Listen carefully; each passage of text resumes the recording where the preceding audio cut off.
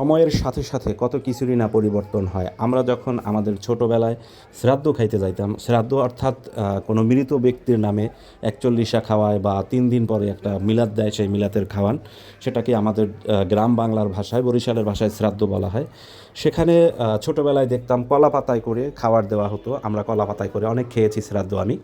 তো সময়ের সাথে সাথে সব কিছুরই পরিবর্তন হয়, তারই ধারাবাহিকতায় বর্তমান সময়ে প্লেটে করে খাওয়া দাওয়া হয়। আবার অনেক জায়গায় এখনও আছে যে আপনার চেয়ার টেবিলে বসেই খাবার দেওয়া হয় এই শ্রাদ্ধের খাবারটাও। যাই হোক, কিছু কিছু জায়গায় সেই পুরানো ঐতিহ্য ধরে রাখার জন্য তো কলা পাতার পরিবর্তে প্লেট নিয়ে এসেছে, বাট মাটিতে বসে যে মাদুর বিছিয়ে বসে যে খাওয়াটা, সেটা এখনও ধরে রেখেছে। তারই ধারাবাহিকতায় এই যে আমি এবার গ্রামে যাওয়ার পরে আমাদের বাড়ির উপরেই একজন মুরব্বি মারা গিয়েছিল, আমার দুলাভাই, তারই খাওয়ার অনুষ্ঠান আয়োজন করা হয়, মিলাদের আয়োজন করা হয়। সেখানে এই যে দেখেন আপনারা, মাটিতে বসে প্লেটে করে খাবার দেওয়া হচ্ছে, সবাই এভাবেই আনন্দ বোধ করে স্বাচ্ছন্দ্যের সাথে খাচ্ছে। এটা কিন্তু কোনো অবহেলিত বা অবহেলার কিছু নেই। এটা সেই পূর্বপুরুষের যে ধারাবাহিকতা, সেটাকে ধরে রাখার একটু চেষ্টা। এই খাবারটা আসলে এইভাবেই ভালো লাগে।